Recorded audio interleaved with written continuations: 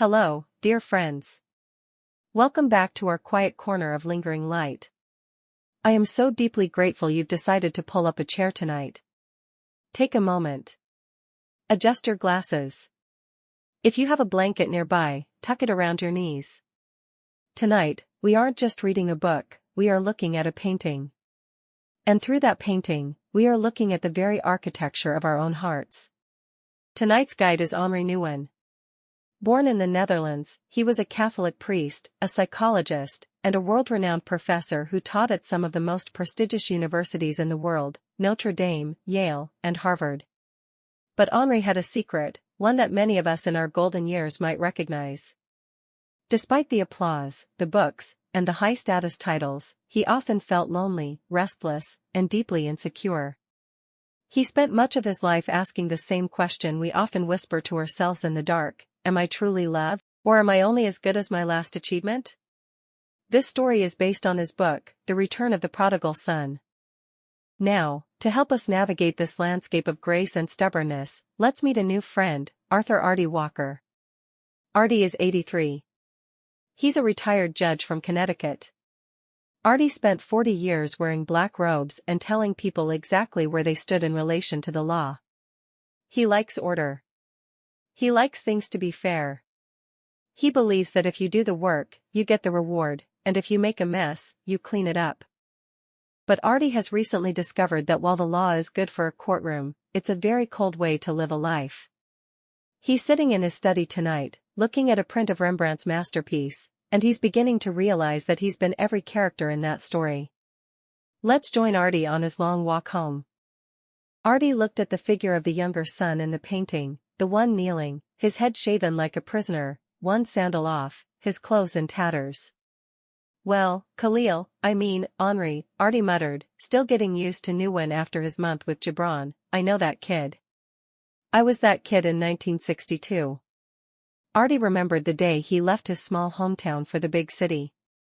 He didn't want his father's advice, he wanted his father's checkbook. He wanted life with a capital L. Nouwen writes, leaving home is much more than a historical event bound to time and space. It is a denial of the spiritual reality that I belong to God with every part of my being. Artie chuckled.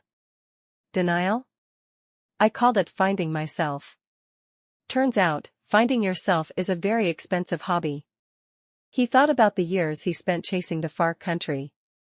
For some, the far country is a place of wild parties.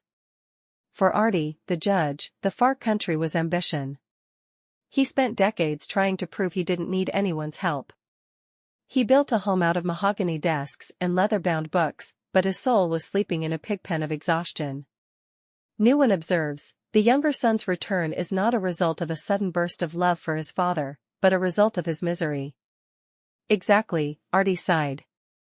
I didn't come back to my senses because I was a saint. I came back because I was tired of eating the husks of my own ego. My knees started to hurt, my house felt too big, and I realized that I had spent 80 years trying to be the man when all I really wanted was to be the son. Artie looked at the younger son's feet in the painting. One foot is scarred, the other has a broken sandal. The journey home, Nouwen writes, is a journey from the world's ifs to the Father's, no matter what. Artie smiled. I've spent a lot of time living in the ifs. If I win this case, I'm worthy. If I keep my lawn perfect, I'm a good citizen. It's exhausting, isn't it? To finally realize that the Father is just waiting there, not with a lecture, but with a robe.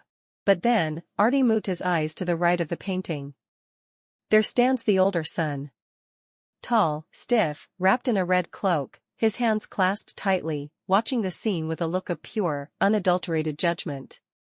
Oh, boy, Artie whispered. There I am. The judge. Artie had spent most of his life as the older son. He was the one who stayed. He was the one who did the work. He never missed a deadline. He never wasted his substance on riotous living. He was, by all accounts, a good man. But Nouwen makes a chilling observation: the older son is as lost as the younger son. His lostness is harder to see because it is wrapped in obedience and duty. Artie felt a sharp poke in his conscience. He thought about his younger brother, Leo. Leo was the family black sheep. He moved to California, played the guitar, married 3 times, and always asked for loans. Artie had been good to Leo, but it was a cold goodness. It was the goodness of a man who wanted to make sure everyone knew he was the superior one. Joy and resentment cannot coexist, Nouwen writes. Artie realized that for years, he had been angry that God was so generous to people who didn't deserve it. He was like the older son who complained, "Lo, these many years I have served you, and you never gave me a young goat. I've been waiting for my goat for 40 years. Artie laughed, a bit sadly. I thought being good was a contract. I do the deeds, you give the goat. But Nouwen says that the father's response is, "My son, you are always with me, and all that is mine is yours." Artie leaned back in his chair. I was so busy being dutiful that I forgot I already owned the whole farm. I was living like a servant in my own father's house. I was home physically, but my heart was in a far country of bitterness. The older son's challenge, says Nouwen, is to move from earning love to receiving love. Artie looked at his hands, the hands that had hammered gavels and signed judgments. They were clenched, just like the older son's. Time to open them up, Artie, he told himself. The goat isn't the point. The father is the point. Now Artie looked at the center of the painting, the father. He noticed something he had never seen before, something Nouwen points out with incredible tenderness. The father's 2 hands are different.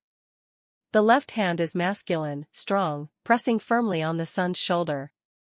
The right hand is feminine, elegant, and gentle, resting softly. The father is both mother and father, Nouwen writes. He holds with strength and caresses with tenderness. Artie thought about his own father, a man of the greatest generation who showed love by fixing things. If the car broke, he fixed it. If the roof leaked, he fixed it. But he didn't know how to hold. Artie realized he had inherited those fixing hands. When his daughter, Sarah, came to him crying about her divorce, Artie gave her a legal analysis of the settlement. He tried to fix the problem with his left hand. He forgot to use his right hand, the hand of the mother, the hand of pure, silent comfort. To become the father, Nouwen says, is the ultimate goal of the spiritual life. Artie blinked. Wait, Henri. I'm supposed to become the old man? But I'm still trying to figure out how to be the son. Nouwen's voice seemed to echo through the pages, you cannot remain a child forever. You are called to be the one who welcomes. You are called to be the one who forgives. You are called to be the home for others. Artie looked at his dog, a golden retriever named Buster who was currently snoring on his foot. Buster, Artie said, I think I've spent 83 years asking who loves me, when I should have been asking, how can I love? He realized that his judge persona was just another way to avoid the responsibility of being a father. It's easy to judge, it's hard to welcome.